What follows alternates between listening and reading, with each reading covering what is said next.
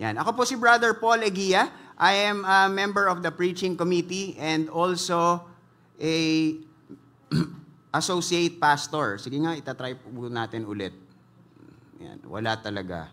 Ayan. So, gaganon-ganon na lang dyan. Okay ba yun? Ayan. So, we are in a new series, no? Nakita po ninyo. Nakita nyo ba kung anong title? Wonderful. Amazing. Alam nyo, no? It's very wonderful. Yun na, gumagana na po. It's very wonderful na alam po ninyo, no? Ang ating series. So, for the past few Sundays kasi, di ba, nagkaroon po tayo ng ating last series was all about, ay, nakalimutan na. Yun, off-brand, no? And ano po nangyari po sa atin sa series na yun? No? Sa mga people po na first time po na nandito, blessed po kayo, no? Na wala po kayo dito nung last series kasi wala po kaming ginawa last series, kundi pagalitan ang mga church people, no? Para magtino tayong lahat, no? Para yung mga tao is mas magiging okay sila pag uma-attend sila sa ating simbahan. Medyo heavy po yung ating naging past series. And ito po ang good news, no? Yung susunod po nating series, after po this series, mas mabigat. Yan. Kaya ang ginawa po natin, medyo sa gitna, medyo nagsingit naman po na tayo ng medyo light series. So this series will be talking about the different miracles of Jesus. Kung makikita po natin, marami pong mga naging miracles si Jesus, not just sa Bible, no? And even in our lives, di ba? And ito po ang isa sa mga natutunan ko. Kahit po marami pong ginawang miracle si Jesus, and minsan siguro meron dong mga nagkaparehas. We do not know, no? Siguro merong 5 siyang mga pinagaling na bulag. No? Meron siyang mga pilay na, siguro 10 pilay na pinagaling, hindi natin alam. But our series, we're going to talk about sa lahat ng mga pinagaling ni Jesus, sa lahat ng mga naging miracles ni Jesus. Iba-iba po man yan. No?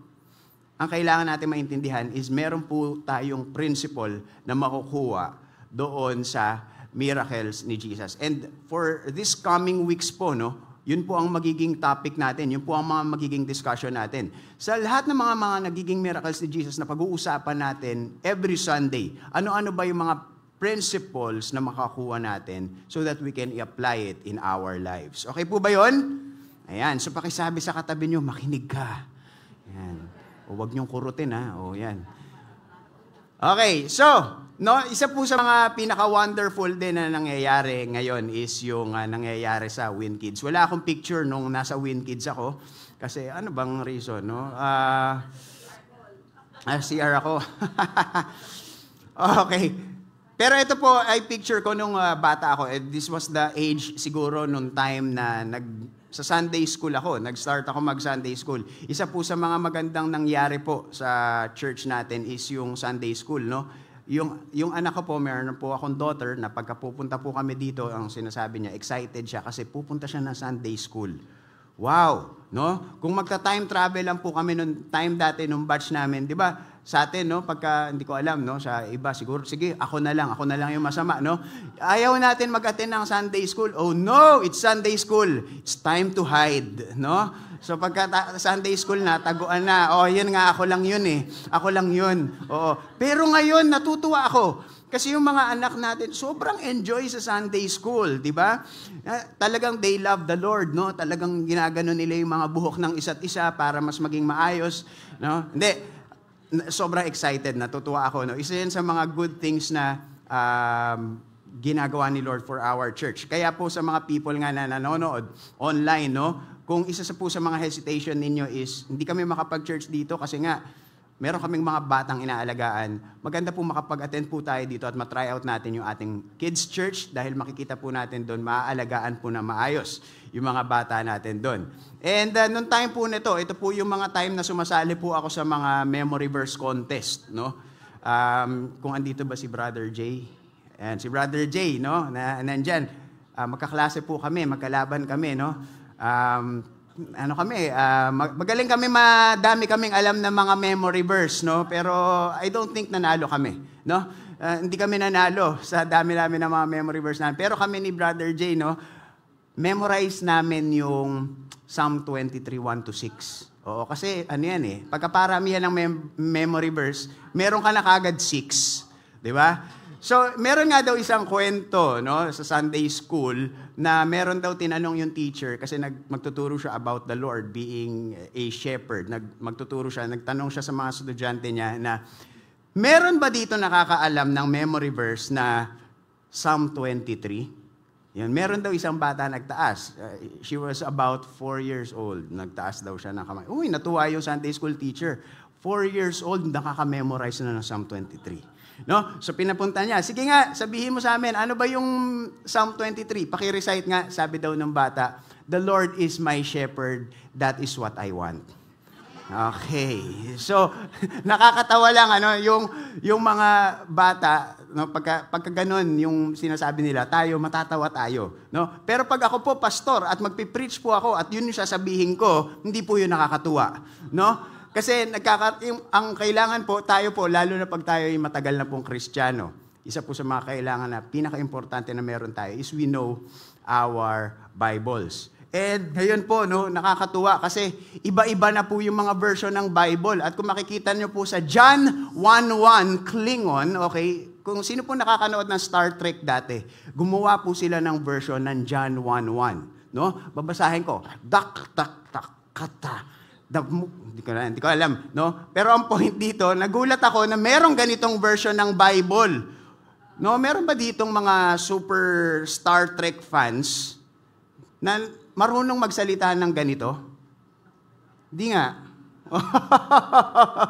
Natatawa ako kasi sabi ko, grabe, merong ganitong version ng Bible, Klingon, Star Trek. At kung makikita niyo po yung mga iba pang mga versions ng Bible, familiar ba kayo yung merong Taglish version ng Bible? No? No? 'Di ba ang tindi ng mga version na yun? Basta hindi ko na lang nilagay dito kasi baka mabash po tayo, no? Pero matitindi yung mga iba't ibang translation. Nakakatawa po siya pakinggan, no, and or tingnan, no? But ang isa po sa mga kailangan nating maintindihan is pagka po tayo ginagawa na po natin yan sa totoong buhay. Yun po yung delikado. No? We get God's word and interpret it in our own understanding. No? Masama ba yun? No, at least Bible pa rin yun. No? Nagkaroon po kasi ako isang beses ng isang discussion. No? Sa isang friend of mine. This friend of mine I love, I respect. No? Pero nagkaroon kami ng discussion na we agreed to disagree. Kasi minsan nagpo-post po ako sa mga stories ko ng Bible verses, no? Pati dati nung may Facebook pa ako, nagpo-post ako ng mga Bible verses. Tapos sabi nung friend ko na yun, sabi niya, bro, ingat ka magpo-post ng Bible verses lang tapos walang mga context or mga. Sabi ko, bakit? Bakit naman? Ba't naman masama? Kasi baka ma-misinterpret nila. Baka pagka pinost mo yun, lalo na yung mga most misinterpreted verses in the Bible, pag pinost mo yun at na-misinterpret nila, accountable ka sa Lord. Sabi ko, talaga ba? Sabi ko, baka doon naman tayo hindi agree. No? Kasi sabi ko, yung sumusobra naman yung, imbis na gusto ko mag-post, pero iisipin ko pa na baka ma-misinterpret pa. So parang at the end, wag na lang ako mag-post ng Bible verse. So parang mas maganda nga. Sabi ko, let's agree to disagree on that, no? Kasi ayoko namang maging ganun, sumusobra. However, naiintindihan ko kung saan siya nanggagaling. Nanggagaling siya dun sa point na wag natin mami-misinterpret yung Word of God. Kasi marami po sa atin na nagkakaganon, no? Ang nangyayari is, kumukuha tayo ng passage, tapos sinasabi natin, ito yung meaning niya. Maganda naman yung meaning niya. Di ba? Pero hindi yun yung context po nung passage. Pero sabi ko, dahil maganda naman yung meaning niya, and I think naman, isa po sa mga famous, no, yung Jeremiah 29:11, di ba? For I know the plans I have for you, says the Lord. Wow, thank you Lord sa plano po para sa akin. Di ba? Pero kung titingnan po natin yung context po nun, hindi pala yun para sa atin. No? Kasi kung titingnan natin yung previous verse before that, it was never about us. No, pero ang ganda pakinggan, di ba? At minsan, pagka pinost natin yun, pwedeng kunin daw yun ng mga tao as if sinasabi na para yun sa kanila. Tapos magkiklaim sila kay God ng something na hindi naman dapat nila kiniklaim. So ako, sabi ko, pero, eto tanong ko po sa inyo lahat,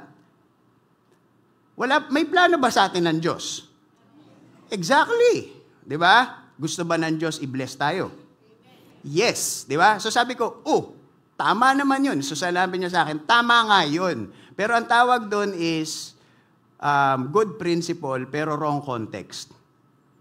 Wrong passage. So merong mga ganong passage, sa ibang verse mo dapat yun gagamitin. So sabi ko, in my mind, sabi ko, ano bang problema pag makukuha natin yung God's Word at may interpret natin yun in our own understanding? I'm not just talking about passages.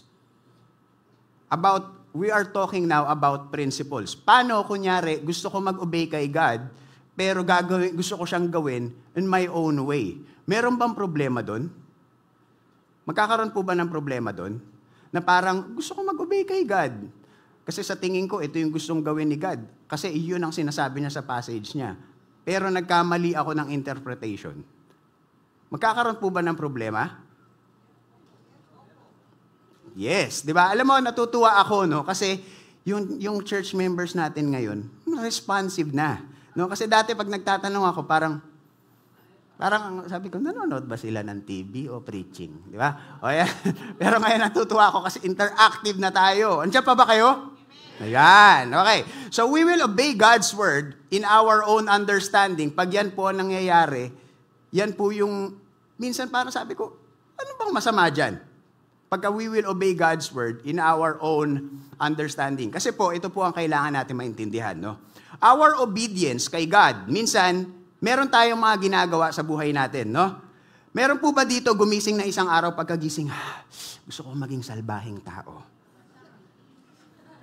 Meron ba ganon? Di ba kaya nga meron tayong mga napapanood na kontrabida, no? Sa mga pelikula, dati yung mga nanonood tayo ng mga cartoons dati. Yung mga kalaban, anong gusto nila? Anong gusto ng mga kalaban sa mga cartoons? Ha? Bakit sila masama? Anong gusto nilang goal? Sakupin yung mundo, di ba? Meron po ba dito gumigising pagkagising nyo sa isang umaga? Pray muna tayo, Lord. Thank you for this day. Thank you for giving me. Gusto ko maging salbahe para sakupin ko yung mundo. Meron bang ganon? No? Walang ganon, no? However, ito, walang taong gumigising na gusto niyang maging masama. Tama? Paano ko kaya sisirain yung buhay ng brother ko na yun? Teka nga, mag-devotion ako para bigyan ako wisdom na Lord. Diba? Wala pong ganun. Diba? Na gumigising na paano ako mas magiging masama today. Pero ito po yung question. Meron po ba tayong mga makikitang people, I want you to be honest, na masasabi natin, meron silang ginagawa na para sa atin masama? Yes or no? Yes. Diba? Pero yung tao na yun, pagka nakikita natin, minsan, most of the time, no, hindi ko sinasabing lahat, pero most of the time, sabi nga nila sa research, pinaka-importante is sa sa emotional quotient is yung first part, awareness. Maraming mga tao, hindi nila alam na nakakasakit sila. Diba? Hindi nila alam na hindi pala okay yung ginagawa nila. In the same way, sa buhay po ng Kristiyano, nagkakaroon din po ng ganun. Ang akala ng Kristiyano, nag-o-obey siya kay God.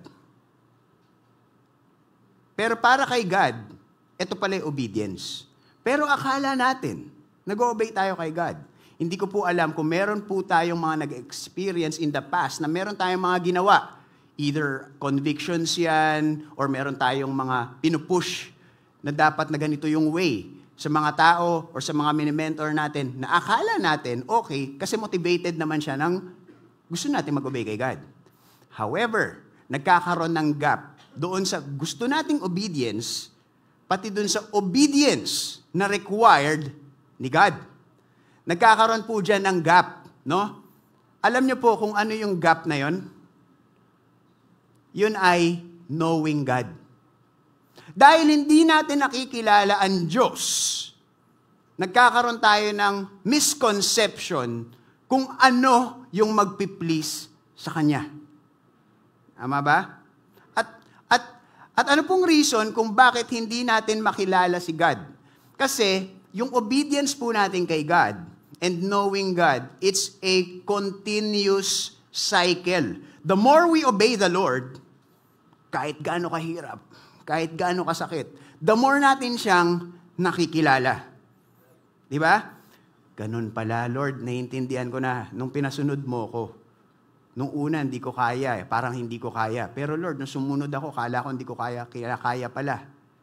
Mas nakilala kita, Lord, na pag sinabi mo, ikaw din ang bahala sa capacity. Marami tayong mga ganyang experience na dahil sumunod tayo sa Lord, kahit na marami tayong possible objections, possible hesitations kung bakit tayo susunod sa Diyos, is sumunod tayo at because of that, nakilala natin siya.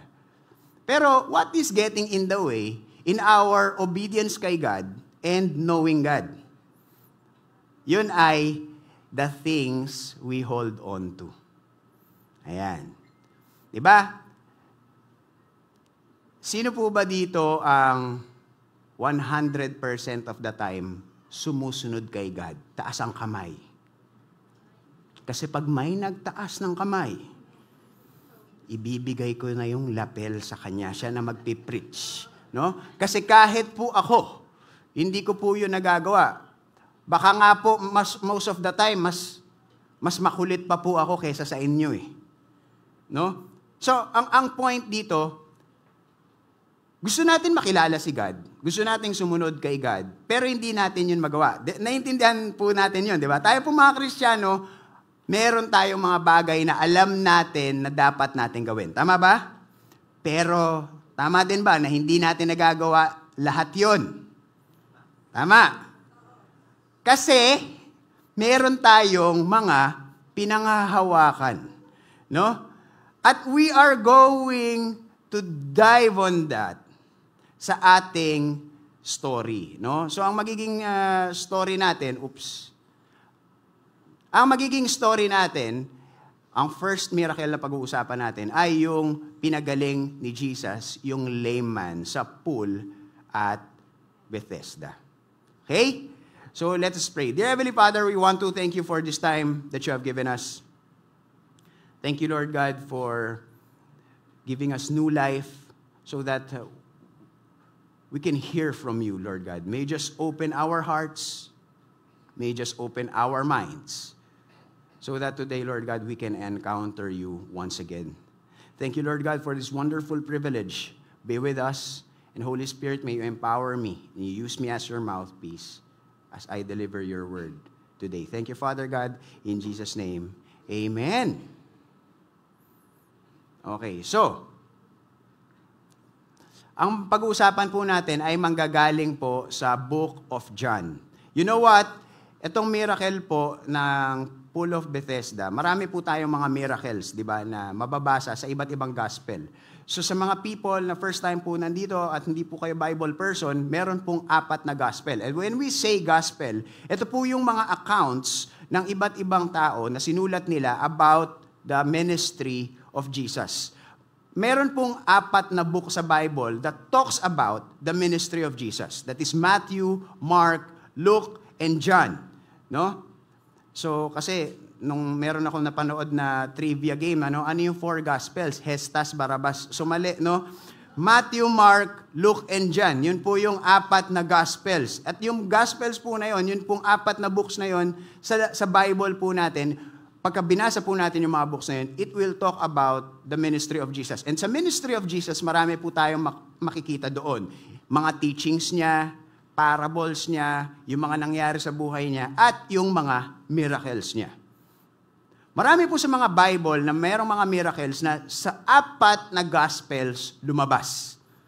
No? Pero meron din pong mga miracles na sa isang Gospel lang siya lumabas. And kung titingnan po natin yung Book of John, ito po yung Gospel na meron lang siyang 8 recorded miracles of Jesus. At dun sa 8 recorded miracles of Jesus, 6 dun, no? 6 po doon ay dun lang lumabas. Hindi, ibig sabihin, hindi nyo po, yung 6 po na miracles stated in the book of John does not appear in other gospels. So ibig sabihin, uniquely mababasa lang natin yung miracles na yun sa Book of John. And isa po ito doon sa unique miracles na mababasa lang natin sa Book of John. Kaya nga, isa sa mga kailangan nating intindihin, bakit sa dinami-dami ng pwedeng mga ginawa ni Jesus? Malamang, no? Kasi mababasa po natin yan sa John chapter 21. Jesus did many things. Sabi ni John, no? By the end of his gospel, sinasabi niya, ang dami niyang ginawa nung kasama ko siya. I was a teenager nung kasama niya, di ba? He was a teenager nung kasama niya si Jesus. Tapos nung sinulat niya yon nung mga medyo 80 plus na siya or 90 na siya, binalikan niya lahat yun. No? And sinabi niya, sa last part of John, no? Sabi niya, ang dami pang ginawa ni Jesus ng mga miracles. And kung isusulat ko lahat yun, kulang ang lahat ng libro sa buong mundo para makapture yun. Pero ang question dyan, sa dinami-dami ng mga miracles na pwede mong isama dito, bakit isa ito sa mga sinama mo? No? So, yun po yung pag-uusapan natin. Ano ba yung principle na may extract natin from this passage today? So, siyempre magsisimula po tayo sa author ng John. Hulaan nyo po kung sino po yung author ng John. Ang galing nyo. Paano nyo nalaman? Oo, na si John. Ang galing po ninyo. Tama po kayo. Hindi ko po alam kung paano nyo nalaman na walang clue na si John ang nagsulat ng Book of John. So, ilan ba ang John sa Bible? Tayo na. Oo. John the Baptist, pati si John the Beloved.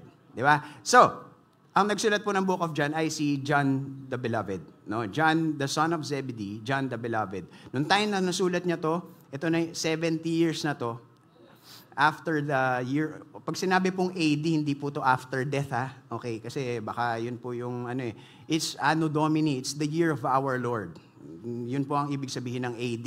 So, 70 years ng, after ng pinanganak si Christ. Kasi pag after death, ang magiging bilang natin, ibig sabihin, 33 na si Jesus nung namatay. Mapuputol yung BC to AD ng 33 years. No? So, ang AD po nag-start po nung pinanganak si Christ, the year of our Lord. So, now, sino ba yung audience ni John dito? Jews and Gentiles to battle the emerging Gnosticism in their time. Kasi po, nung time na sumikat po si Jesus, no, nung siya po ay nag-start na magturo, marami po siyang mga tinuro na talagang yung mga teachers of the law, yung mga authorities sa scriptures, wow! No? And madalas ko itong nakikwento, no? Meron doon time na pinapahuli ng mga Pharisees si Jesus, pero hindi nila nahuli. Bumalik sila nang wala si Jesus. O bakit? Ba't di nyo nahuli? Akala nung Pharisees, galing mag-martial arts eh. Hindi. Ano sinabi? Galing niya magsalita. Nobody talks or teaches like him. Di ba? So simula nung si Jesus ay nagsimula magturo, marami pong mga insights na nakuha sa kanya from old scriptures. Biro nyo, ang tagal na nilang binabasa yung Bible. No, yung Bible, when I talk about the Bible, yung Bible nila back then was the Old Testament.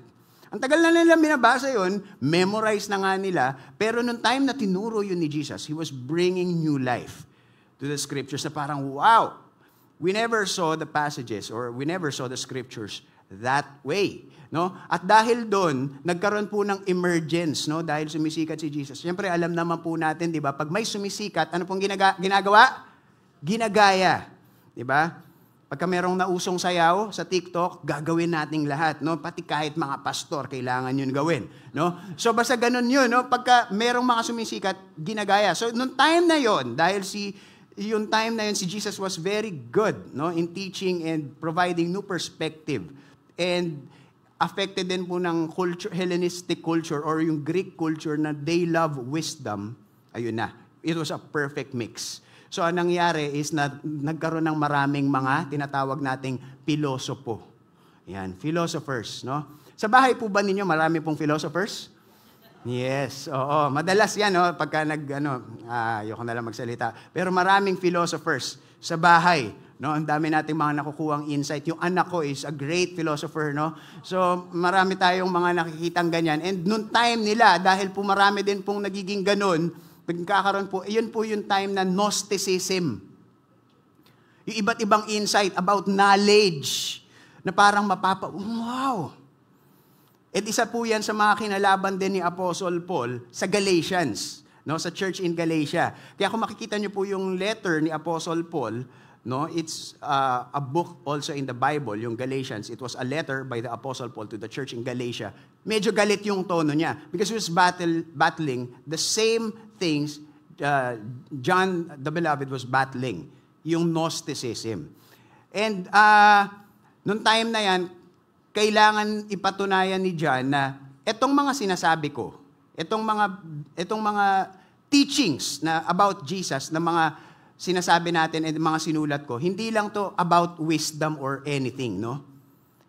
Sinabi niya dyan na mismo, ito yung mga, minsan kasi kailangan nating alamin, ano bang purpose ng author, ba't niya sinulat yung libro? Dito po, very clear, kasi sinulat niya na po yun sa John 21:31. Sinabi niya dyan, "These are written that people may believe that Jesus is the Messiah, the Son of God, and that by believing in Him, they may have life in His name."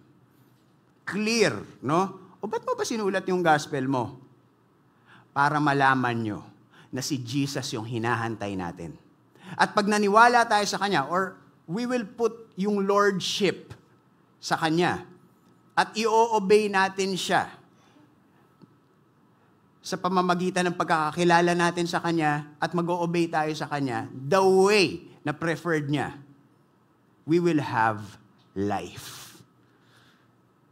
So yun po ang theme, no, nandyan. And every time po, na magkakaroon po tayo ng mga passages na babasahin natin, kung ano man mga stories yan, kailangan babalik po tayo dito. Okay? So, ayan. So pupunta na tayo, no, sa passage. After this, sabi dyan, there was a feast of the Jews and Jesus went up to Jerusalem. Kung titingnan po natin, ano pong madalas na ginagawa natin pag nakikita natin after this? O kailangan natin bumalik. Ba't ano ba yung nangyari? Diba? Kasi parang kung magbabasa tayo ng Bible, tas ito yung makikita natin, kumbaga parang sa teleserye, ang biglang unang lumalabas, ang nakaraan. Hindi pala. Ano pala? Medyo may, paano ba sasabihin after this? Ano ba Tagalog na after this? Ang susunod. Ayan, ang susunod. Ano kaya nangyari? Pero kung titingnan natin yung John chapter 4, no? Babalik tayo. Ito yung time na si Jesus talked to a Samaritan woman. Samaritan woman. So alam natin yun, no? So for the people who are not Bible people, no, first time lang po kayo naka-attend ng church, noong time po ng mga Hudyo, pag ikaw po ay Samaritano, ikaw ay outcast. Kumbaga, ikaw yung mas mababa ka pa sa tax collector. Yan, kasi traitor ka na, tawag mo dito, traitor ka kasi sabi ng Lord, di ba, sa Bible, sa kanila, sa passages nila, sa scripture nila, sa Old Testament, okay, makipag-intermarry. No? Pero anong nangyari? Dahil nag-intermarry, ito po yung mga naging Samaritans. At ayaw ng mga Israelita na makihalubilo sa kanila. And si Jesus, nagkaroon siya ng encounter with the Samaritan. Tapos woman pa. Kasi nung time na yon ni Jesus, di ba, merong may hierarchy. Di ba? Si Jesus, pati si Apostle Paul kasi yung nag-redeem sa womanhood. So nung time na yan, nung kinakausap ni Jesus yung Samaritan woman, ano yan? Double knockout yan, double black eye yan. Kasi Samaritan na siya, tapos woman pa siya.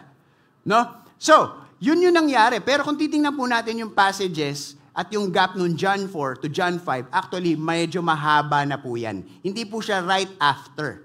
Kasi even sa John 4, kung titingnan nyo po yung passages, marami na rin pong nangyari nun.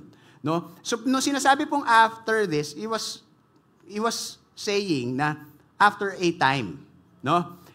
There was a feast of the Jews. Bakit importante na sabihin na merong feast of the Jews? Ano pong English sa Tagalog ng feast? Ano? Kamao? Anong kamao? Fiesta. Di ba? Ano nangyayari pag fiesta? Traffic. Hallelujah. Okay. So, meron pong fiesta. Tatlo po ang feast ng ng mga Hudyo noon that time na kailangan atenan nila. So, pagka po meron pong mga feast, hindi natin alam what specific feast, kung ano yung meron dyan, kung yung Passover ba yan, the Feast of the Tabernacle. Hindi natin alam. Basta ang alam natin, pag meron fiesta, madaming tao As in, sobrang daming tao. No? And now, there is in Jerusalem, by the sheep gate, a pool. Ayan. In Aramaic called Bethesda, which has 5 roofed colonnades. Diba? So, papakita ko yung itsura niyan. Ito po yung Temple Mount. Pag sa temple, kasi di ba, anong ginagawa ng temple nila? Diyan sila nagsasacrifice. So meron po doon tinatawag na sheep gate. Kasi marami pong gate sa temple, no? And yung isa pong gate doon is yung sheep gate. Ito po yun sa Bethesda. Yung sheep gate, ibig sabihin, lahat po ng magsasacrifice, ano sinasacrifice nila? Tupa, di ba? Hindi anak nila, pero last week yun. So sa mga hindi nakapanood, panoorin nyo yung last week, no? Sa Facebook page at sa YouTube page. So, sinasacrifice, lahat ng mga isasacrifice nilang tupa, nilalagay nila dun sa sheep gate na yon. Iniiwan nila dun. At dun daw sa sheep gate na yon, meron pong pool. Diba? Bethesda. Alam niyo po kung ano yung ibig po sabihin yan ng Bethesda? Kung titingnan yung original translation. Kasi po, ito, Tita Beth, alam niyo po ba ang ibig sabihin ng name nyo? Ang ibig po sabihin ng Bethesda is ng place of mercy, because Beth means place. Yan. So si Tita Beth Ciudad is a place of city. Yan. Okay. So, Bethesda. Yan, nandyan daw. At ito po yung itsura nun. No? Alam niyo po ba na maraming mga scholars ang nagsasabi na hindi totoo yung story ni John. Hindi totoo yung story ni John na meron siyang pinagaling sa Pool of Bethesda. Maraming mga nagsasabing archaeologist. Bakit hindi totoo? Gawa-gawa lang yung kwento na yan. Kasi wala namang Bethesda. No? So for ilang years, no, hinahanap ng mga archaeologist yung Pool of Bethesda at hindi nila yun mahanap. Pero ang nangyari po kasi, after ng parang recently, parang I believe 1800s, no? Or 1950s, na-uncover nila itong lugar na to. What happened pala? Dahil nagkaroon ng Byzantine Empire, dahil yung emperor ng Rome, ginawa na ngang yung Christianity, yung national religion, gumawa po sila ng simbahan sa taas ng Pool of Bethesda. Kaya hindi na nila yon makita. But it was destroyed, no? At after no, nakita na nila na meron pong pool. Andito po, medyo madilim lang dito, no? Pero by God's grace, bibili na po tayo ng bagong LCD. Hallelujah, God. Ayan. So, meron po dyan, makikita nyo yung pool, no? At sobrang laki ng pool. Alam nyo po, nung una ko po itong nabasa or napakinggan tong story na to, na may pinagaling si Jesus sa Pool of Bethesda. Ang akala ko, dati, no? Parang pagpunta ni Jesus, naglalakad siya, tapos merong mga tao nasa pool, natampisa o ganon, tapos yung pilay, kaganon lang siya. Akala ko parang pond lang siya. No? Pero you know what? Yung Pool of Bethesda, nung nakita po nila, nung mineasure nila, is mas malaki pa siya. Yung mga na-uncover pa lang nila, sobrang laki nito. Mas malaki pa siya sa Olympic-sized pool. And kung makikita po natin, sabi dyan, in this lay a multitude of invalids. Okay. Pag sinabi pong invalids, baka po ma-interpret natin siya sa culture natin ngayon. Hindi po ito yung mga taong na-cancel. Invalids, ibig sabihin blind, lame, and paralyzed. Nung sinabi po dyan, a multitude, ibig sabihin sobra po niyan dami. Ilang beses po ginamit yung multitude na yan sa iba't ibang gospel. At nung time na ginamit po yan, kailan po, lumabas po yung word na yan nung nagpakain po si Jesus ng 4,000, ng 5,000. And alam po natin, nung time po nila, pag sinabi pong feeds the 5,000, feeds the 4,000, ang binibilang lang po dun ay lalaki. Hindi po kasama women and children. And alam po natin nung time, dati, sino lang ang lumalaban sa gera? Lalaki. So mas konti ang lalaki kaysa sa babae. So pag binilang po natin na 4,000 yun at puro lang lalaki, Ilan kadami kaya yun? Pag sinama natin sa bilang yung mga babae at mga bata, baka nasa 15,000 yun. Baka. No? So pag sinasabi pong multitude, yan po kadami yun. Sobrang dami doon sa pool. At ang dami pong may sakit. No? Kung may mask na nun, baka si Jesus nakamask. No? Dahil ang dami doon, tapos puro mga may sakit. No? Na-experience nyo na ba yung sobrang dami ng tao? Experience na po. Ako na-experience ko na po yun sa LRT. No? Yung nakaganon ka talaga, hindi mo na kailangan humawak dahil kahit huminto yun o mabangga yun, hindi ka gagalaw. Oo, ang masama lang, pag may nakasando sa tabi mo, tapos nakahawak ganon. Ha? Oo, pag ganon, parang nakikiliti ako. Ay, akala ko, buhok pala. Oo. So, ang daming tao. So, parang imagine natin, ganon yung nangyayari dito, no? In this lay a multitude of invalids, blind, lame, and paralyzed. Ang dami. Now, anong tanong? Anong tatanong natin? Ba't sila nandun? Diba? Okay. Sino po may mga Bible sa cellphone? Oo. Sige, alam nyo ba kung bakit maraming mga blind, lame, and paralyzed doon? Tingnan nyo po sa Bible ninyo, sa John 5, verse 4. Sige, tingnan nyo sa Bible nyo. John 5, verse 4. Sige, let's take time. Kung mayroon pong mga Bible, wala masyadong tumitingin, walang masyadong may Bible. No? Ayun, wala, no? Wala, no? No? Oo, wala, oo. Bakit kaya walang verse 4? Kasi po yung Bible nyo po ay pirated, no? Hindi, joke lang, no? So, meron po siya sa ibang version. O, if meron po, pag ang Bible nyo po is NIV or ESV, wala po siya. Pero kung titingnan nyo po yung First English Bible, which is King James Version, siyempre yung New King James Version, nandun po yung verse 4. No? Sinasabi, for an angel went down at a certain time into the pool and stirred up the water. Then whoever, basahin po natin, then whoever stepped in first, after the stirring of the water, was made well of whatever disease he had.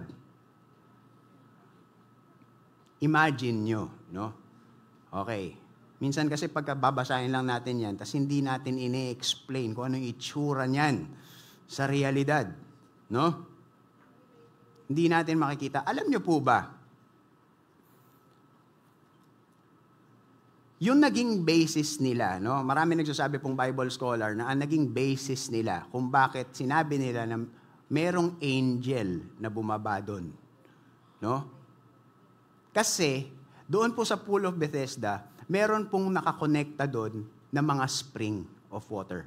At makikita po natin, ang Israel, isa po yan, Middle Eastern po kasi yan eh. So medyo may scarcity of water doon, no?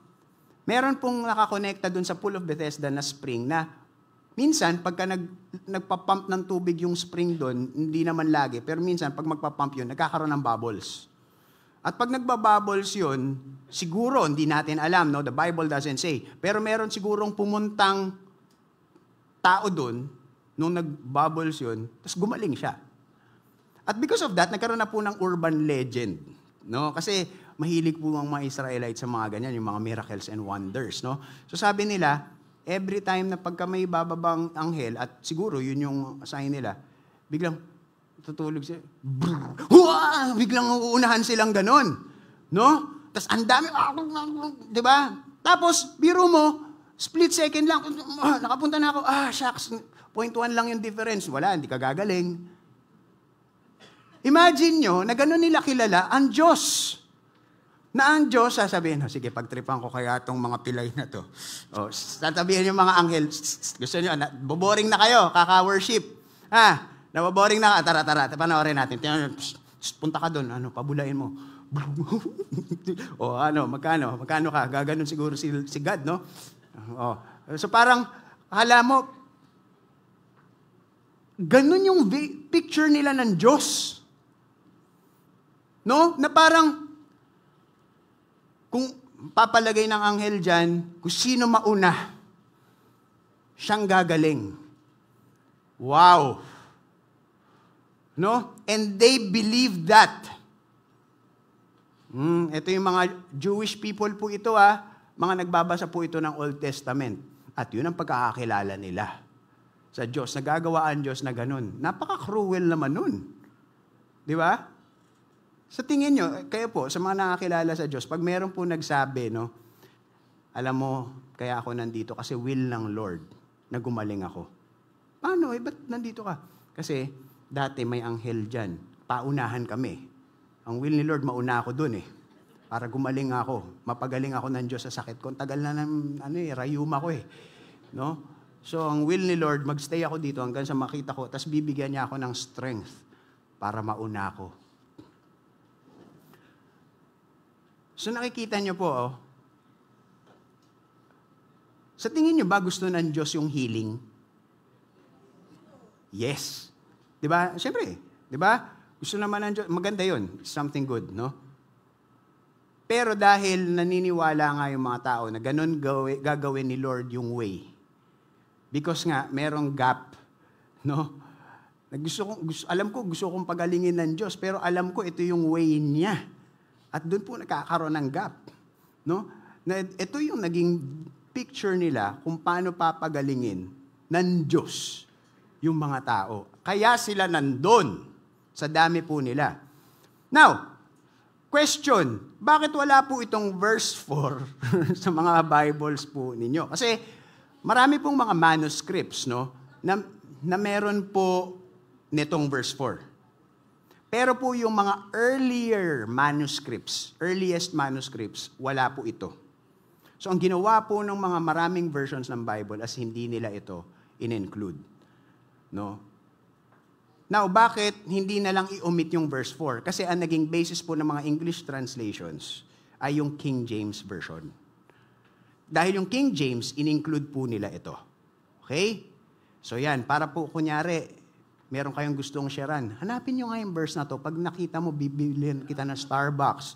Hanap siya, no? Ay, wala. Hindi. Alam mo ba kung bakit yun? Masishare mo na si Jesus. Di ba? Okay. Ayan. So, the verse 5. Sabi, ito basahin natin sabay-sabay. 1, 2, 3, go!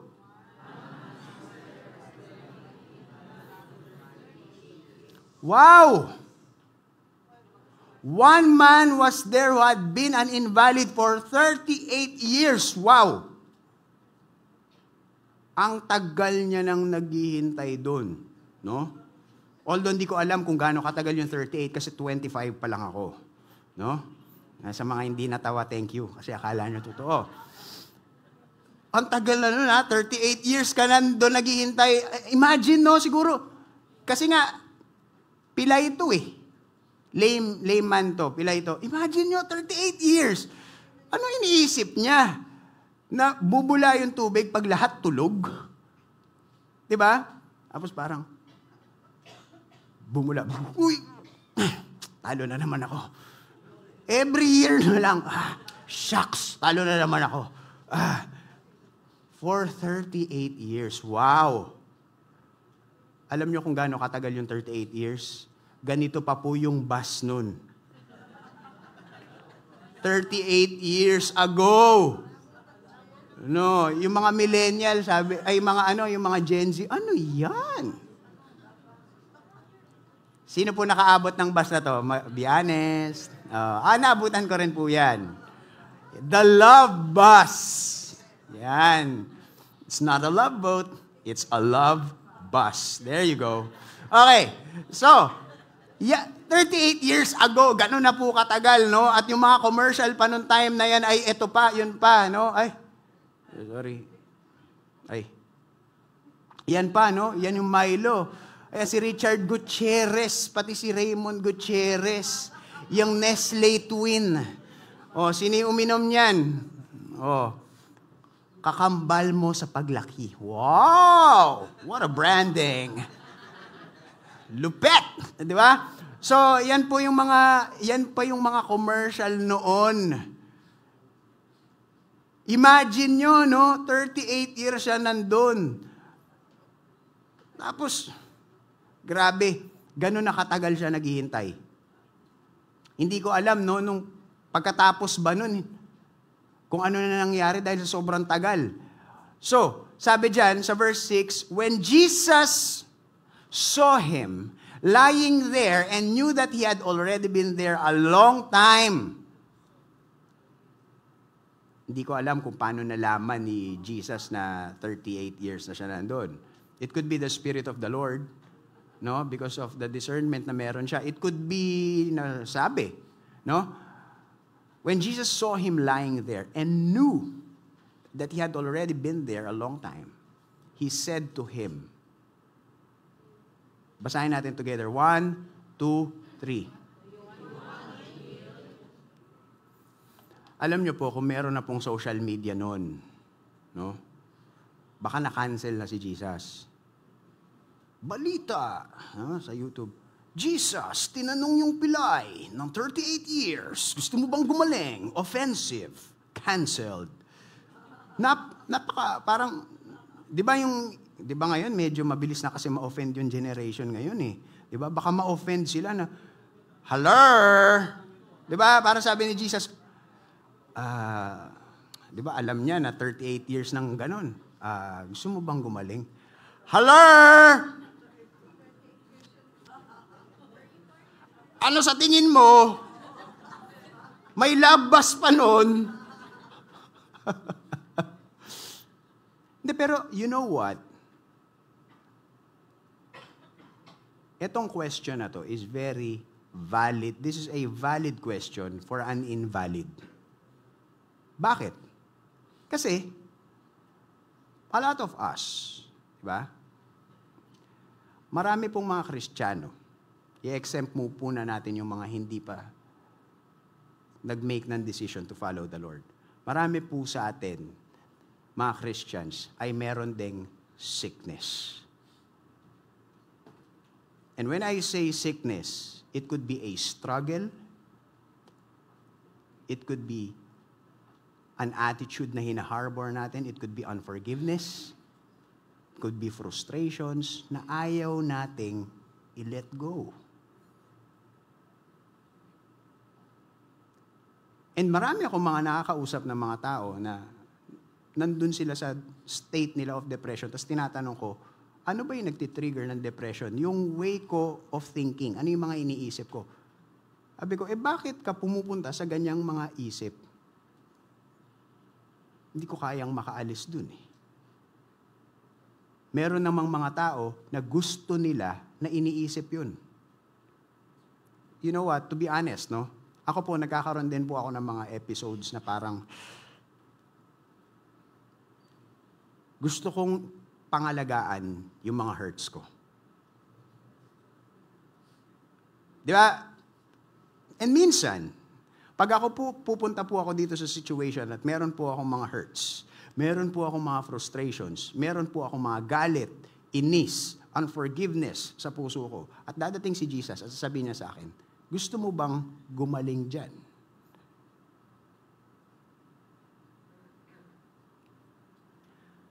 May mga times baka sasabihin ko, ayoko muna. Dito muna ako. So this was a valid question. Bakit? Ang tagal mo na dyan eh. Meron ka na rin kinalaman na naging comfortable na sa'yo yung state na yan. Alam niyo po ba, ang tao nag-a-adapt yan eh. Ang brain, ang katawan, nag-a-adapt yan. Marami po akong mga kakilala, nag-start sila mag-gym, no? After 2 weeks, medyo nag-improve yung katawan nila. Pero hindi na nag-improve yung katawan nila. Bakit? Nag-adapt na yung katawan mo sa workout mo eh. So, kailangan mo ng panibagong workout sets. Kailangan mas mabigat na yung binubuhat mo, or mas mahirap na yung technique mo. Dahil pag pupunta sa same na yun, nakapag-adapt na yung katawan, wala nang magagawa yun to change. And ganun din po yung brain. Minsan meron tayong mga states, di ba? Na dahil we've been accustomed to that way of thinking, to that state, na parang pumupunta na tayo na parang naging comfort zone na natin yun. And you know what? Sabi po sa neuroscience, no, pagka po meron tayong mga habits na nagawa, unintentional or intentional, meron tayong mga random things na ginagawa in our life. Na sa tingin natin, wala tayong habits. However, pag titingnan po natin yung trend at aaralin yung buhay natin, simula nung pinanganak tayo hanggang sa edad natin ngayon, definitely, yung random things na yan, meron yang naging habit. For example, habit yung pagkagising mo, nagtitingin ka ng notification ng cellphone mo. That's a habit. Pagkagising mo, nanonood ka ng YouTube. That's a habit. Na nabibuild up, na akala natin wala. Random lang yan. However, nagiging siyang habit. No? At pag dumating na po yan sa habit, ang nangyayari, our body knows how to do it better than our brain. Naka-autopilot na. At dahil doon, ang hirap buwagin. Kaya nga po merong quote na, it's hard to teach old dogs new tricks. Kasi kailangan mong buwagin yung years of habits na nabuo. Yung way of thinking na ganito, way of thinking na ganyan, ganitong galit, ganitong inis, nag-root na po yan sa loob. Kaya nung Jesus was asking this question, this is a valid question. Do you want to be healed?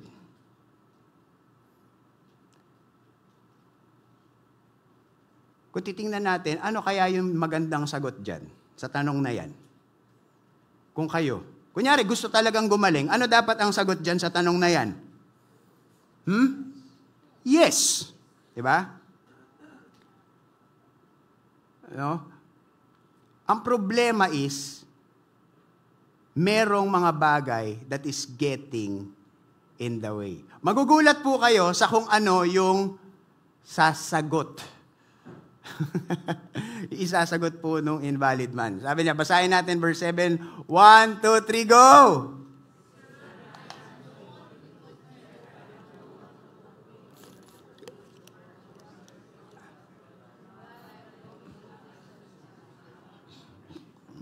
Ano po bang version yung binasa nyo? Parang wala ako naintindihan. The sick man answered him, Sir, I have no one to put me in, di ba? Nakakatawa lang, no? Gusto mo bang gumaling? Wala namang maglalagay sa akin dun sa pool, when the water stirred up. And while I am going another steps down, and while I am going, another steps down before me. Yun nga, habang nagkikwento siya, nagpa-flashback yung may nauna,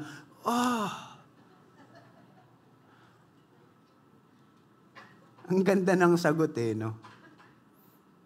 Siguro kasi ang akala niya, ang only way para gumaling siya, yun na nga Kasi nga, nandun na sa state na ang hirap nang tanggalin. At yun na yung naging belief niya. It shaped his belief. Na ito na lang yung only way. Because I harbored this emotion, this answer, for so long. Wala nang ibang way. Kundi ito, gusto ko bang gumaling? Kaso wala namang magdadala sa akin sa pool. Napakagandang principle na to. Kasi minsan, meron pong gustong ibigay sa atin si Lord at gusto niyang tanggalin tayo sa ating mga bondages. Tanggalin niya tayo sa ating mga struggles. And the Lord is asking us, gusto mo na bang gumaling dyan? Ano sinasabi natin? Lord, kasi. Kasi Lord. So ano sinabi ni Jesus? And Jesus said to him, back-to-back offensive statements by the one and only. Di ba? Jesus, no? Been invalid for 38 years. Gusto mo bang gumaling? Okay. Hindi nga ako hindi ako makapunta. Get up!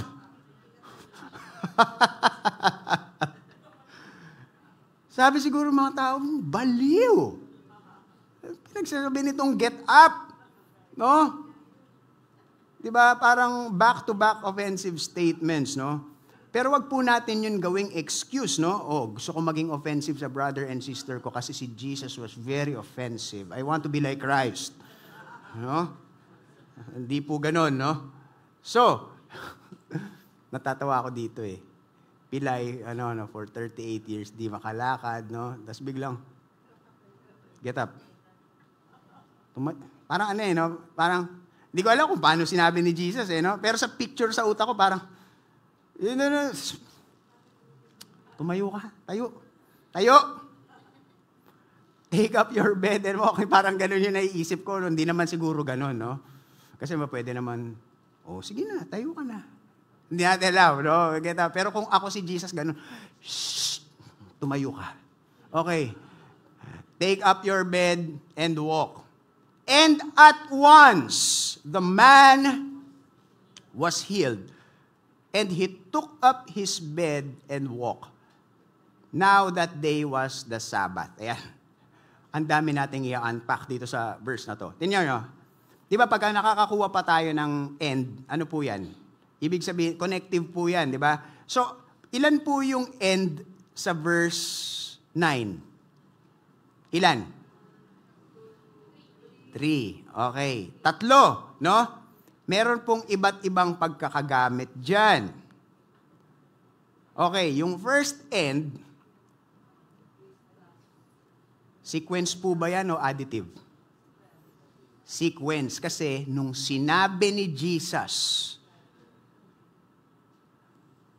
he was healed. Yan yung unang end, no? When Jesus said that, at once, he was healed. Tapos, anong sumunod na nangyari? Yon. No? Kasi pag tiningnan po natin siya ng isang pasada lang, hindi natin makakapture yung point dyan na, kunyari ikaw, 38 years kang hindi naglalakad. Diba? Tapos, sasabihin ng tao sa'yo, tayo. Ano gagawin mo? Baka batuhin mo eh. Diba? Pero, nagkaroon ng healing. And siguro, naramdaman niya yun. Kasi hindi naman yan tatayo basta eh. Diba? When Jesus said that, he was healed. And because he was healed, he was able to take up his bed. And he walked. Siguro may naramdaman din siya. Kasi hindi naman yan pwedeng bigla na lang tumayo. 38 years yan, baka nga alam mo yung nangangawit, di ba yung pagtayo mo, nangangawit pa, ang tagal mo nakaupo eh. 38 years ka nakaupo sa labas eh. Di ba? So, parang, ganun ka. Di ba? Siguro meron siya naramdaman. Yun yung sabi ko, siguro may naramdaman siyang nagbago. And when the Lord says, do something, the Lord will also provide the capacity. Minsan meron tayong mga way na, Lord, gusto ko sana yung endpoint mo kaso, gusto mo bang maging channel of blessing financially? Lord, ito lang yung trabaho ko Hindi naman yun yung tanong Kung gusto mo, dahil yun yung heart na mo, na dahil yun yung binibigay ni Lord, wala na tayong pakialam kung ano yung trabaho mo. The Lord will provide the capacity. You give. Lord, pag binigay ko ito, ibigay mo. Di ba? Parang minsan, di ba, kunyari, nakakuha tayo ng blessing from the Lord, no? Tapos tinago natin yung pera. Sabi ng Lord, ibigay mo. Di ba? Sasabihin ng Holy Spirit, di ba, ibigay mo. Ano sabihin mo? In Jesus' name, lumayas ka. Samang espiritu. Ibigay natin. I-let go natin. Because the Lord will provide the capacity. Pag meron pong sinasabi sa atin si Lord, kalimutan na natin yung ways natin on how to do it. May pinapagawa si Lord. Lord, paano? Ang hirap. Lord, gusto mo yung win alabang maging madami kami? Paano, Lord? Gusto nyo ba? Then gawin nyo. I will provide the capacity. Kalimutan na natin yung ways of how we can do it. Because I, the Lord, will provide the capacity. And at once, he was healed. Yung next passages will be very amazing, no? Sobrang amazing, wonderful. Okay. So the Jews said to the man, So the Jews said to the man who had been healed, siguro kilala nila to. Bakit? Ito yung possibilities kung ba't kilala nila to. Paano kumakain yung pilay na nandun for 38 years? Paano siya kakain? Namamalimos siya. Diba? So kilala na siguro siya. Namamalimos lang to nung nakaraan na. Naglalakad na. Ibalik mo yung 50 pesos na binigay ko kanina. Diba? Tapos bigla sabi nung pilay, bigla naging bingi naman siya, no? Iba na yung kapansanan. Ano? Yeah. So, it's the Sabbath, ito. So the Jews said to the one, imagine nyo, no? 38 years siyang nakaganon, no? Binibigyan nila. Bigla nakita mo, naglalakad. Ano yung dapat na reaksyon? Wow! Wonderful. Hindi, ano nangyari? It's the Sabbath, and it's not lawful for you to take up your bed. Nakakatawa. No? Imbis na matuwa. Meron ba kayong mga nakikita na ganyan, yung mga brothers and sisters? Pag may nag-post ng bait ng Lord, may pinost tayo accomplishment sa Facebook, ano sabi? Ano naman, sira naman yung pamilya. Di ba? Mga ganon. Di ba? Hallelujah, God! Wonderful. Di ba? Wow, ang ganda naman ng malungkot naman yan. No? Natutuwa ako, no? Kasi ang dami kong mga sinabing word of God kanina, pero dito talaga kayo nag-respond. Nakakatuwa, hallelujah. Thank you, Lord, for the church. Grabe talaga. No? Dito talaga kayo nagre-respond. No, parang gusto natin na laging merong pangit. No? Oo. Bakit? Kasi, kung mayaman siya, pero hindi siya masaya, at least, may lamang tayo. Yun yung ano yun eh. Woo! Lamang ako sa saya. Mayaman ka, pero lamang ako sa saya. Gusto natin, it gives us a sense of fulfillment, no? Pagka mayroong ganun. O kaya, may naging accomplishment siya. Kunyari, sa studies naman, I graduated, nag-masteral, thank the Lord for this masteral course. Pero tumae ka naman nung dati. Tumae ka nga nung elementary sa upuan mo eh. Gusto natin laging may ganon. Nakakatawa, no? Pero yung mga tao daw na ganon, it has nothing to do with the person accomplishing something. It's the person's way of thinking. Kaya nga, importante na pag meron tayong mga ganong thoughts, kailangan tingnan natin yung framing ng mind natin.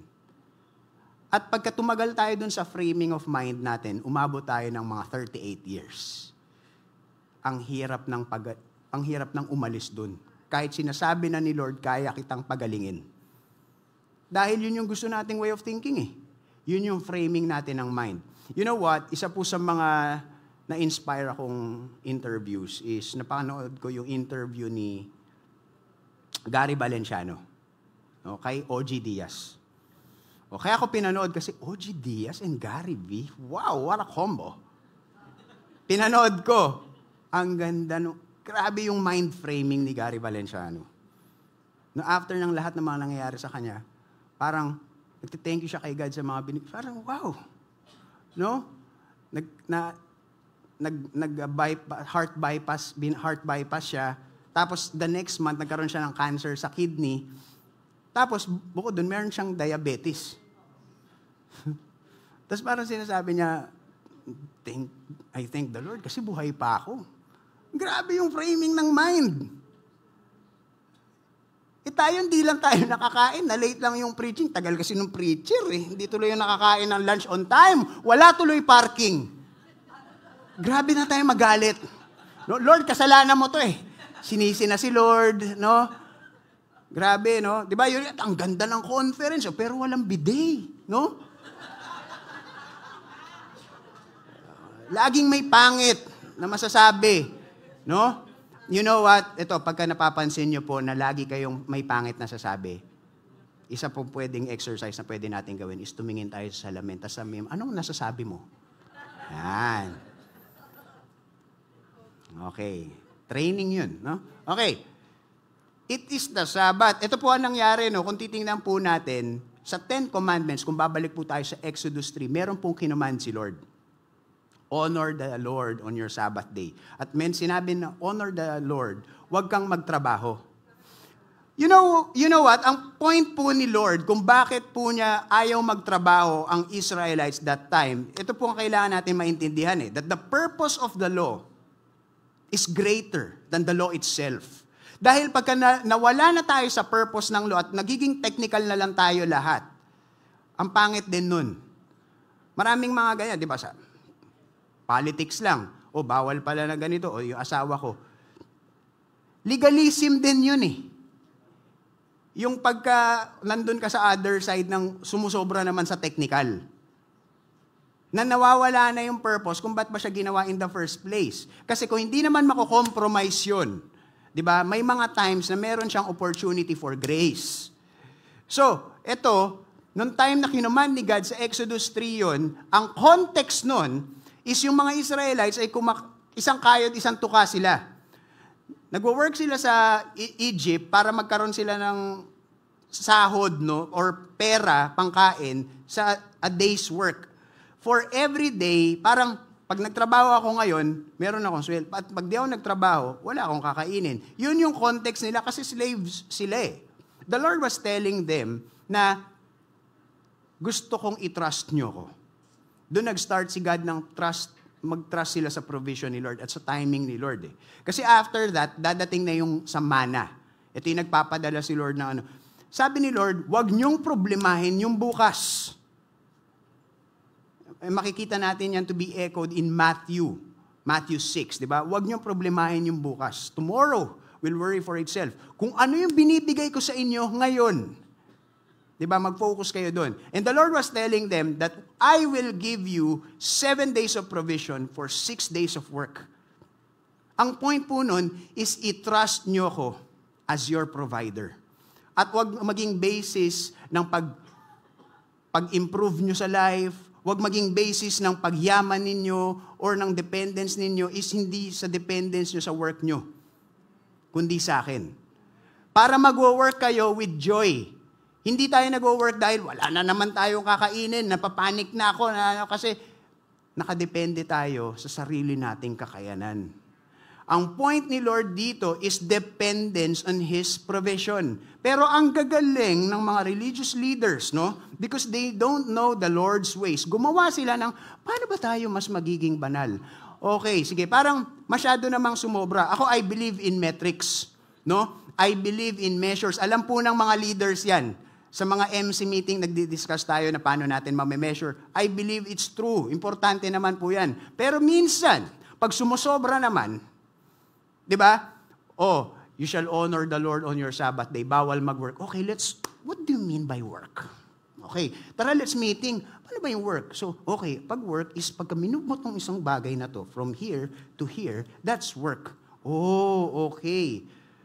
So, kunyari, pag may cellphone po kayo, tapos mahal, kabibili nyo lang, siguraduhin nyo, no, na meron kayong bulsa na maayos. Dahil pag butas ang bulsa nyo at nahulog yan, bawal nyo na yan pulutin pag Sabbath day.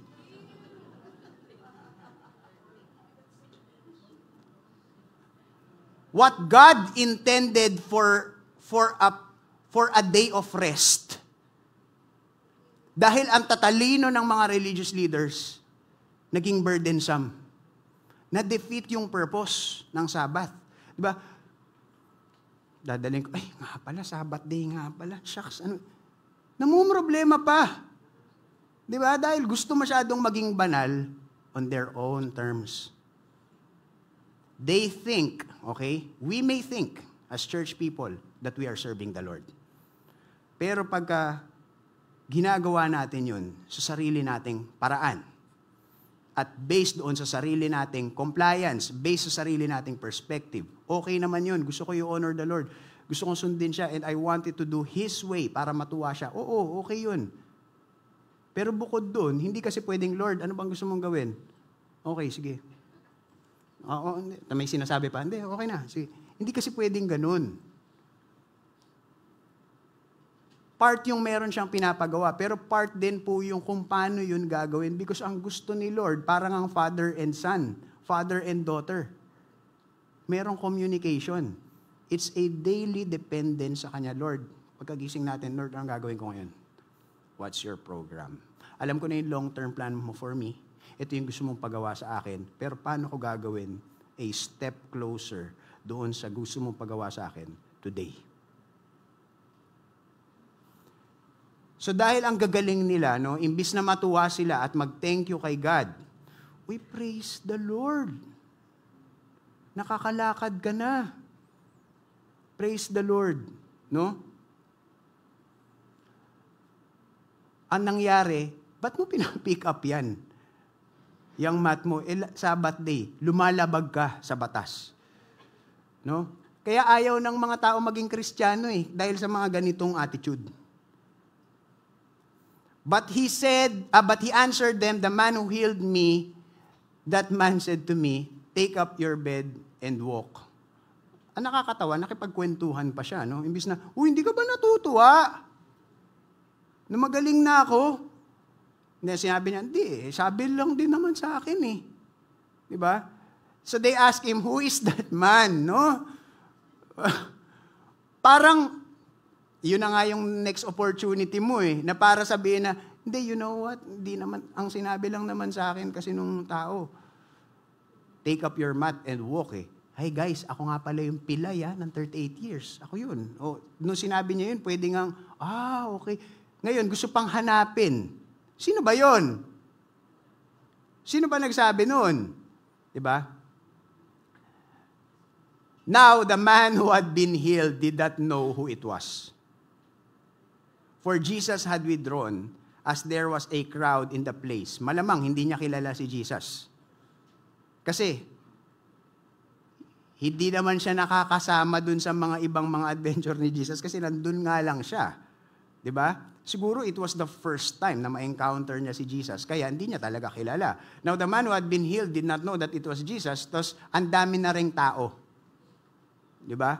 For Jesus had withdrawn as there was a crowd in the place. Afterwards, Jesus found him in the temple. Nakita niyo po kanina yung pinakita kong temple? Diba? Andito yung temple, andun yung Bethesda. Nagpunta siya doon. Kasi isa po sa mga ginagawa na kultura nila ng mga Hudyo, pagka gumaling po sila sa mga sakit, magpapakita po sila sa mga priest. Tapos sabihin nila, magaling nga. Yun yung po yung nakita natin na ginawa doon sa lepers, di ba? Magaling ka na nga. Ganyan. So, nagkita sila doon. And Jesus found him in the temple and said to him, nung nakita siya, see, ito very interesting to. Basahin natin yung naka-underline. 1, 2, 3, go.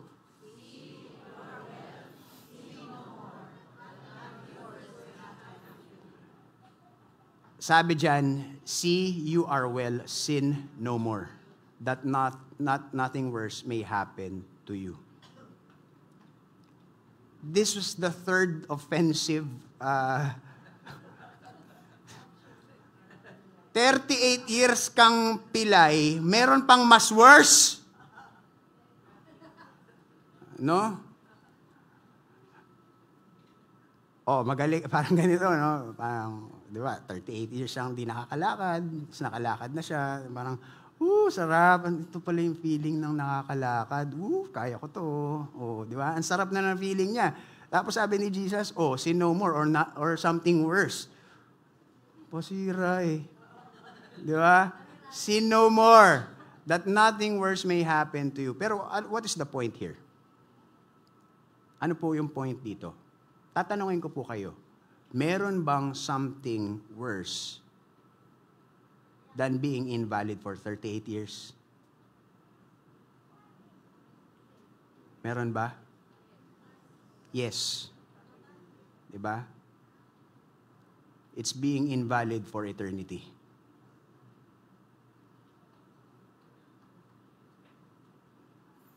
So parang sinasabi dito ni Jesus, hindi niya sinasabi na pwede nating i-interpret no, na parang, o baka dahil sa sin, kaya siya nagkaganon.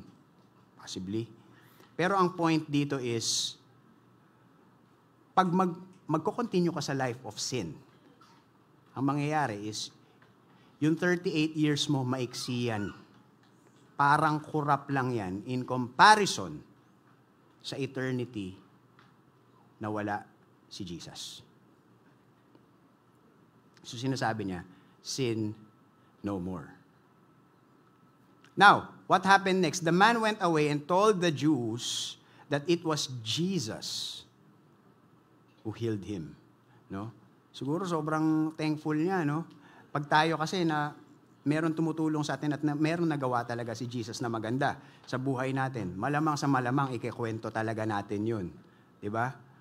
May madalas kasi ang kinikwento lang natin yung buhay, diba, ng iba. Oo. Pero maganda rin na ikwento natin yung ginagawa ni Jesus. So the man went away and told the Jews that it was Jesus who had healed him. And this was why the Jews were persecuting Jesus. No? Because he was doing these things on the Sabbath. Di ba? Para nagkikwento siya, grabe yung ginawa ng Diyos sa buhay ko. Grabe yung ginawa ng Diyos sa buhay ko. Imagine nyo, 38 years ako hindi nakakalakad. In a snap, meron akong way kung paano ako papagalingin ng Diyos. Pero tinanggal niya yung way na yun, binigay niya, nandun. Pinagaling niya ako right then and there. Alam nyo ba guys, asan na ba yung love bus dito? Wala nang love bus. Sabi ng mga kasama niya, nagkikwento siya. No? Ang ganda ng kwento niya, nagte-thank you siya kay God. Siguro nakikita niya, iba na yung mga nangyari, iba na yung mga lugar. Diba? May skyway na pala dito. Dati wala pa to. Nakakatuwa dahil akala ko hindi ko na makikita tong mga tong lugar. Alam mo yun, parang hindi siya bulag. Pero parang hindi niya yun makita because nandun na siya. Tapos nagkikwento siya ng mga good things na mga nangyayari. Grabe, pinagaling ako ng Diyos. Sabi ng mga nakikinig sa kanya, ito si Jesus, oh. Papagaling sa Sabat. Grabe. No? Hindi lang to isang tao, ha? Diba? Yung nagkikwento ka ng maganda na ginagawa ng Lord, diba? Kasi diba sa church natin, isa lang yung gaganyan. Hindi, loko lang. Walang ganon dito, no? Sa ibang church yun. Kasi dito ay perfect church. Sa mga nanonood po for the first time at sa mga bago po, joke lang po yun, ha? Wala pong perfect dito. Okay. So, habang nagkikwento ka ng mga good things na ginawa ni God, biro mo, ang daming tao na hindi sila nabe-bless. Sa testimony niya, si Jesus pala eh. Sabi ko na pagaling na naman ng Sabat. Nandun pa rin sila, nakafocus doon sa way nila kung paano dapat sumunod sa Diyos. But Jesus answered them, "My Father is working until now and I am working." This is very offensive sa kanila. Lalo na sa mga tao na hindi naniniwala na si Jesus yung Messiah. Kasi this statement, ang sinasabi ni Jesus dito is he was claiming equality with God. And again, naaalala nyo kung ano yung aim ni John the Beloved, kung ba't niya ito kinakwento? Di ba? Bakit? So that we may know that Jesus is the Son of God. Jesus is the Messiah. So that we can put yung Lordship niya over our lives. Yan yung sinasabi niya dito. Pinapakita niya na ito yung mga nangyari. Regardless of the response of the people or yung mga commands nila, the reality is, Jesus is the only one who can bring about healing sa lives natin, sa lives ng mga tao. And regardless kung anong mga religiosity complications ang ilalagay natin to take that away, it won't. No? So I am, parang sinasabi niya, I am the Lord, regardless of your mga batas ninyo or mga rules ninyo. Ito yung nangyari, kung titingnan natin yung mga nangyari, si God nagpagaling, and He is the Lord. At kaya ako nag-work sa Sabbath because ako naman yung nagsabi niyan sa inyo eh. Di ba? So sinabi dito, this was why the Jews were seeking all the more to kill Him. Because not only was He breaking the Sabbath, but He was even calling God His own Father, making Himself equal with God. Naka-experience na kayo, meron kayong ginawang mabuti? Tapos naging masama pa?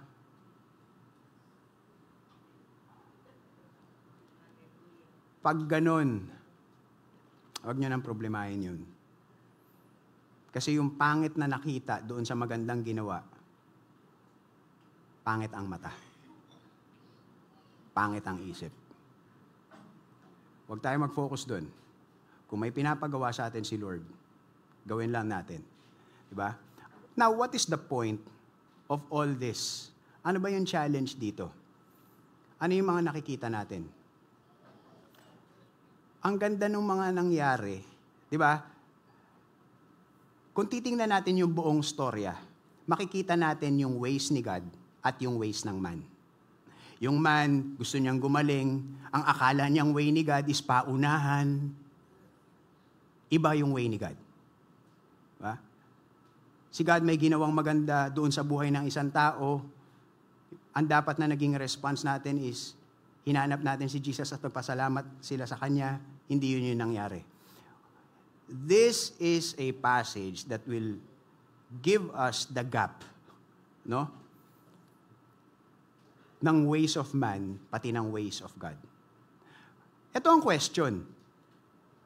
Sa tingin nyo ba, gumising yung mga Pharisees, yung mga Hudyo, at yung mga teachers of the law at sinabi nila, gusto kong maging masama. Sino kaya yung pwede kong i-persecute ng words ko, yung maging ungrateful ako? Ganun ba sila? Sa tingin nyo? Hindi. They know, nagsiserve sila kay God. Akala nila na yung galit nila kay Jesus is from the Lord.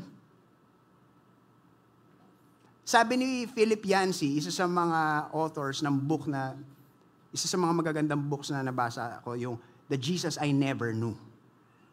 Ang sinasabi niya, ngayon kasi, nagbabacktrack na lang tayo sa story ni Jesus. Na nakikita natin, may mga pariseyo, ito yung mga kontrabida, ito yung mga... Pero you know, pagka tayo po babalik po sa time ni Jesus, parang sinasabi ni Philip Yancey, huwag tayo masyadong magalit sa mga pariseyo. Kasi kung merong magiging parang Jesus ngayon, kunyari, wala pang naging Jesus noon, at merong magiging Jesus ngayon, na yung way niya magturo ng Bible is kakaiba. Hindi siya nagtuturo sa church. At yung mga nakikinig sa kanya, mga prostitute, mga mandaraya, mga sinners, magiging pariseyo din tayo eh. Diba? Sa sarili pa nga lang nating simbahan, nagiging pariseyo na tayo lahat. You know, mas maraming nagpa-persecute. Meron ako nakausap na Christian leader, sabi niya sa akin, Kuya, when I was preaching the book of Thessalonians sa church namin, meron dun sinasabi na kahit merong persecution tayong ma-experience, huwag tayong papatinag kasi ang hope natin is babalik si Jesus. So parang sinasabi niya, nung time dati, nung early church, ang dami nilang persecutions na na-experience. Ngayon yung mga Kristiyano, wala nang mga persecution eh. Ang persecution na lang na na-experience natin ay sa kapwa Kristiyano. Tama? Wala na tayong mga, meron pa ba tayong mga persecution sa mga unbelievers? Wala. Kasi baka nga hindi na tayo relevant. Ang experience na lang natin ng persecution ay sa loob na rin mismo ng church. And because of that, meron tayong mga pinanghawakang mga hurts, unforgiveness, na hanggang ngayon, kahit tumadating na si Jesus at tinatanong sa atin, do you want to be healed? Ayaw nating i-let go. Masakit eh. And minsan mas importante yun kaysa mas mapabuti tayo. Ay.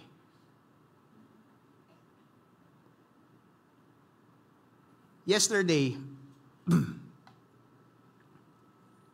nagkanda kami ng training, no?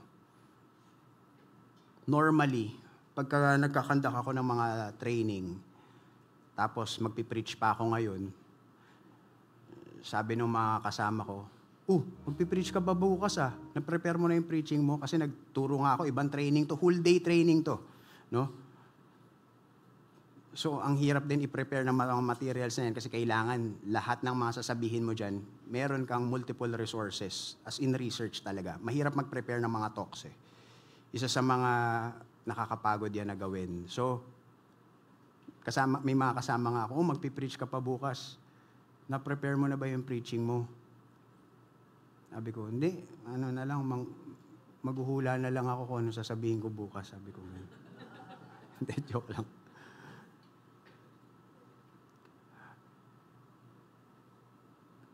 Normally, pagka po naggaganon po ako ng training, tapos magpe-preach pa ako bukas.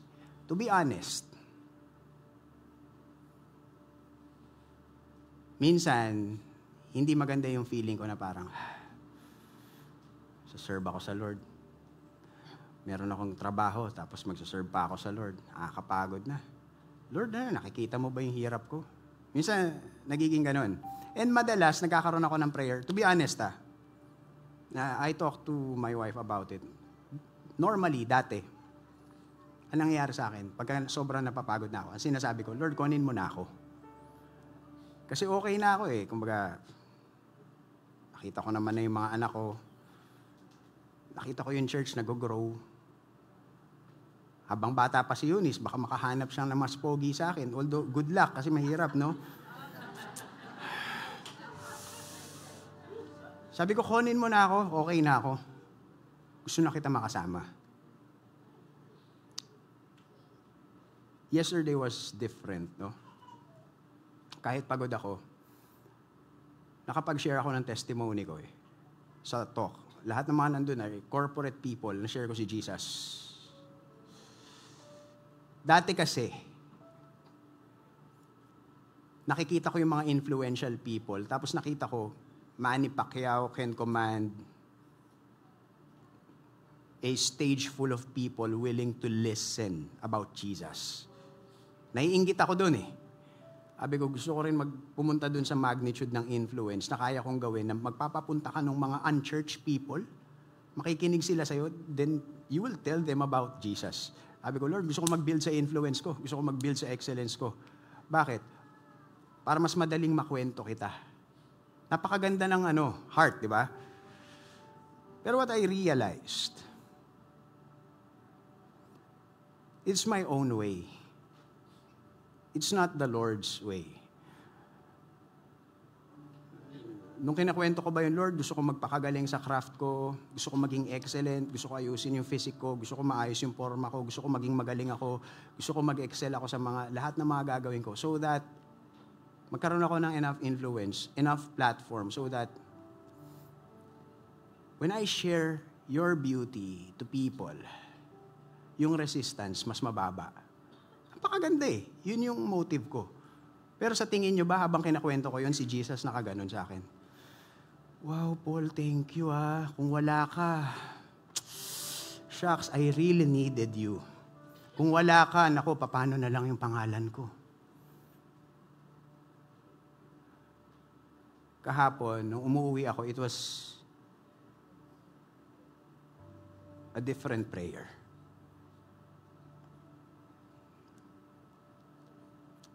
Nung nakapag-share ako about the Lord sa isang corporate talk. And when I was studying this passage, sabi ko, Lord, yun yung way ko eh. Dahil gusto ko lang naman makwento ka sa mas maraming tao. Pero Lord, kung hindi yun yung way mo, gusto kong bitawan lahat. May you just have your way in me. At kahapon, after ko mag-speak, iba yung feeling ko. Hindi ako nagre-reklamo. I was very grateful to the Lord na, Lord, ang saya naman. Sa corporate, magtotok ako. Tapos sa church, magtotok ako. Ito talaga ako eh. This is my design. This is what I love to do. And Lord, I'm going to tell about your goodness. Whether in the corporate world, whether in the church, until my heart stops beating. Kung konti lang yung ibibigay mo sa akin, okay lang. Kasi I'm gonna make sure na dun sa mga konti na makikinig sa akin, gagawin ko lahat para at least just a glimpse, makilala ka nila yung beauty mo. The way I know your beauty. I'm going to let go of my ways. Kung susunod ako sa'yo, gusto ko sumunod sa tamang way.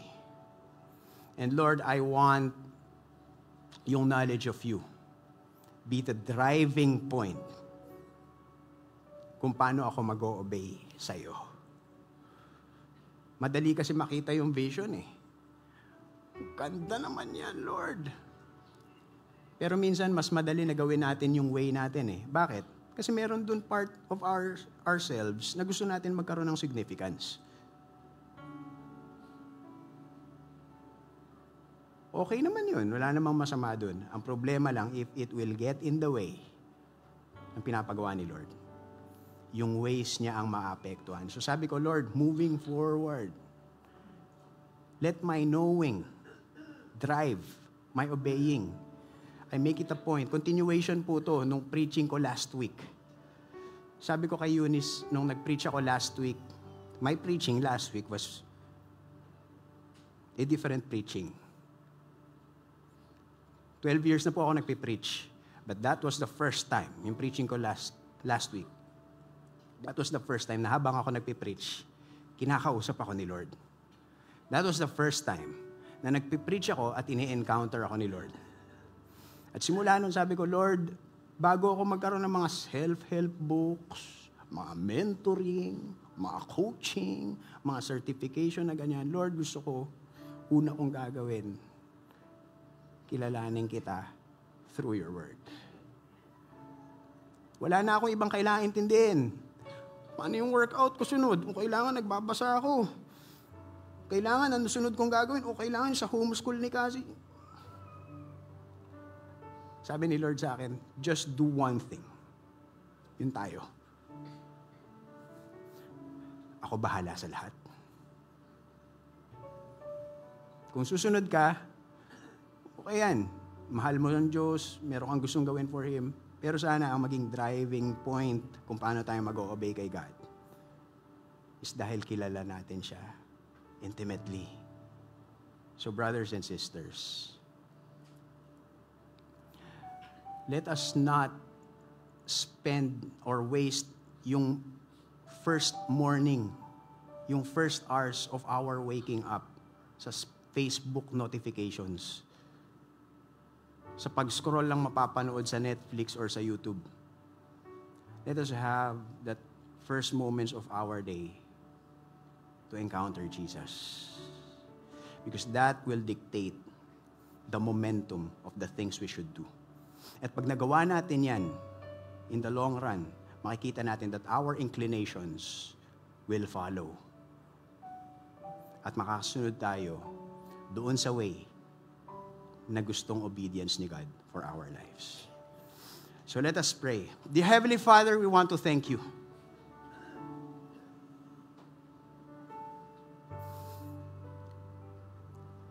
For this wonderful opportunity, Lord God.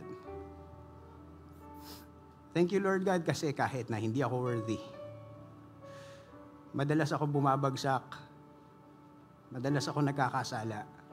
Lord, thank you for using me na makapagsalita because this is my dream. na at least makapagsabi ako of how beautiful you are in my life. And Lord, I pray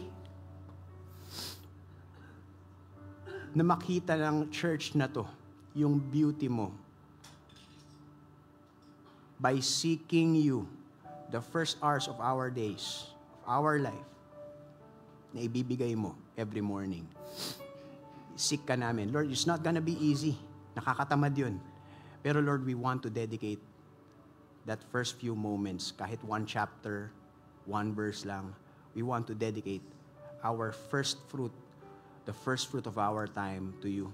And Lord, doon sa mga habits na magagawa namin, na we're going to seek you every day. We don't have to study ng intently. Help us na yun lang yung maging first encounter namin at ma-refresh kami in worship, in reading your word every day.